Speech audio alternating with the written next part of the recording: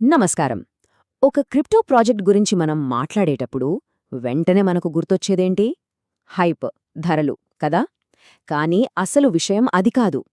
ఒక ప్రాజెక్ట్ చాలా కాలం పాటు నిలబడాలంటే ఏం కావాలి? దాని గురించే ఈరోజు మనం లోతుగా చూద్దాం. రండి, ఇక మొదలు పెడదాం. ఓకే. ఒక్కసారి ఆలోచించండి. క్రిప్టోలో ప్రతిరోజూ ఎన్నో ప్రాజెక్టులు వస్తుంటాయి, పోతుంటాయి. కాని కొన్ని మాత్రమే మార్కెట్ ఎలా ఉన్నా తట్టుకుని నిలబడతాయి. ఎందుకని? చాలా ప్రాజెక్టులు కేవలం హైప్ మీద బతికేస్తుంటాయి.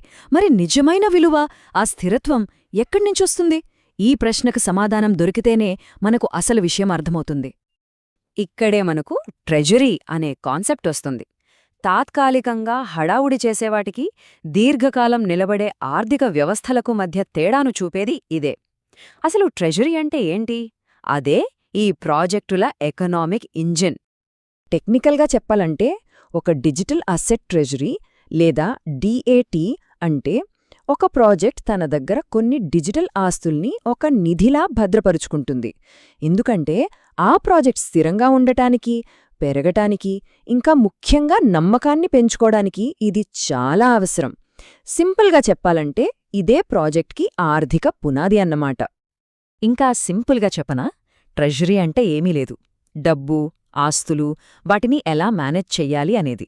అచ్చం మనకు తెలిసిన ఒక పెద్ద కంపెనీలో ఫైనాన్స్ డిపార్ట్మెంట్ ఎలాగో, ఇక్కడ ఇది కూడా దాదాపు అంతే. ఇక్కడ ఒకటి గుర్తుపెట్టుకోవాలి. ఇది కేవలం కొన్ని టోకెన్లని ఒకచోట పోగేయటం కాదు. అస్సలు కాదు. ఇది ఒక సీరియస్ బ్లాక్ చైన్ ఎకోసిస్టమ్ మొత్తాన్ని నడిపించే ఒక ఎకనామిక్ ఇంజిన్.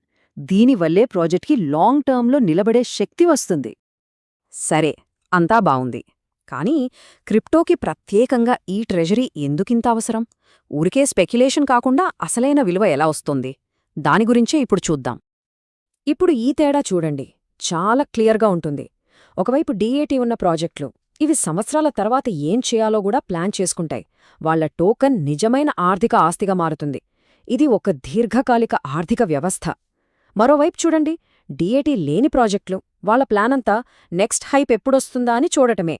అక్కడంతా యూహాగానాలే, ఒక టెంపరరీ క్యాంపెయిన్ లాంటిదంతే. అంటే ఒక స్ట్రాంగ్ ట్రెజరీ ఉండటం వల్ల ఎన్ని లాభాలో చూడండి. పార్ట్నర్స్తో, పెద్ద పెద్ద సంస్థలతో నమ్మకం ఏర్పడుతుంది. ప్రాడక్ట్ని ఎప్పటికప్పుడు మెరుగుపరచడానికి డబ్బులుంటాయి. టోకన్ ధరలతో ఎవ్వరూ ఆడుకోకుండా కాపాడుతుంది. ప్రపంచవ్యాప్తంగా విస్తరించడానికి వీలవుతుంది. అన్నింటికన్నా ముఖ్యంగా యూజర్లకు, లిక్విడిటీ ఇచ్చేవాళ్లకి ఒక ధైర్యం వస్తుంది. అయితే ఇంత బలమైన పునాది ఉన్న ప్రాజెక్టులు ఏవి? ఇక్కడే మనం ఇంటర్లింక్ గురించి మాట్లాడాలి. వాళ్ళు ఈ విశ్వసనీయతను ఎలా సంపాదించుకున్నారో చూద్దాం. ఇంటర్లింక్ విశ్వసనీయత గురించి మాట్లాడితే మొదటగా చెప్పుకోవాల్సింది ఇది: గూగుల్ ఫర్ స్టార్టప్స్ వాళ్ల మద్దతు. ఒక టెక్ దిగ్గజం ఒక ప్రాజెక్టును నమ్మిందంటే దాని వెనుక ఎంత రీసెర్చ్ ఉంటుందో ఆలోచించండి. అదొకటే కాదు, ఏకంగా అమెరికా ప్రభుత్వ సంస్థ అయిన ఎన్ఐఎస్టి ప్రపంచంలోని టాప్ 113 హ్యూమన్ ఏఐ మోడల్స్లో ఒకటిగా ఇంటర్లింక్ను గుర్తించింది. ఇది టెక్నికల్గా ఎంత స్ట్రాంగ్ అనేదానికి ఒక ప్రూఫ్. ఇక ఇది చూడండి, న్యూయార్క్ స్టాక్ ఎక్స్చేంజ్ నుండి ఇంటర్వ్యూకి పిలుపు. ఫైనాన్షియల్ ప్రపంచంలో ఇంత పెద్ద గుర్తింపు రావడం బ్లాక్ చైన్ ప్రాజెక్టులకు చాలా చాలా అరుదు. ఇవన్నీ ఒకెత్తైతే వాళ్ల నెట్వర్క్ మరొకెత్తు. ఏకంగా 4.7 మిలియన్ల మంది, అంటే దాదాపు 47 లక్షల మంది రియల్, వెరిఫైడ్ యూజర్లున్నారు. వీళ్ళు బాట్స్ కాదు, ఫేక్ అకౌంట్లు కాదు, నిజమైన మనుషులు. సరే, ఇక్కడే అసలు పాయింటుందే.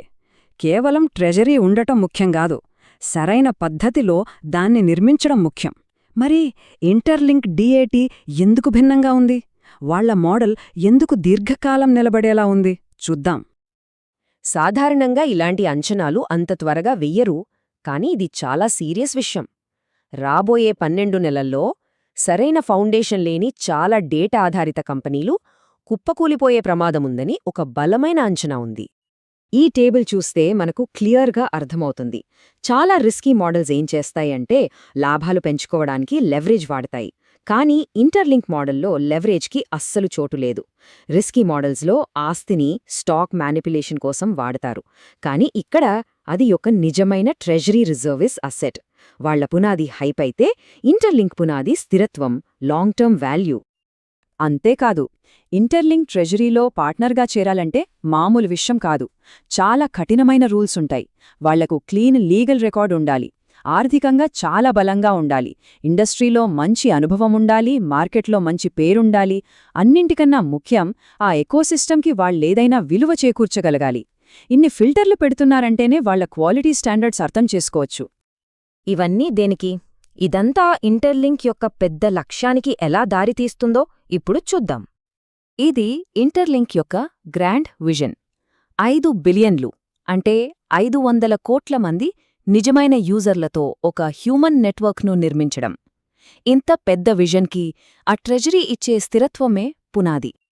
ఒక మాటలో చెప్పాలంటే, ఈ మొత్తం మానవశక్తితో నడిచే డిజిటల్ ఆర్థిక వ్యవస్థకు ట్రెజరీ ఒక వెన్నెముకలాంటిది, ఒక గుండెలాంటిది. ఈ విజన్ మొత్తం సాధ్యం అవ్వాలంటే ఆ ఇంజిన్ కరెక్ట్గా పనిచేయాలి. ఆ ఇంజనే ఈ ట్రెజరీ. సో ఫైనల్గా ఇంటర్లింక్ ట్రెజరీని మనం ఎలా చూడాలంటే, ఇది నమ్మకం, భవిష్యత్తు ఇంకా మనుష్యుల యొక్క పవర్, ఈ మూడింటి కలయిక. డిజిటల్ ప్రపంచంలో మానవ శక్తితో ఎంత పెద్ద మార్పు తీసుకురావచ్చో చెప్పడానికి ఇది ఒక పర్ఫెక్ట్ ఉదాహరణ.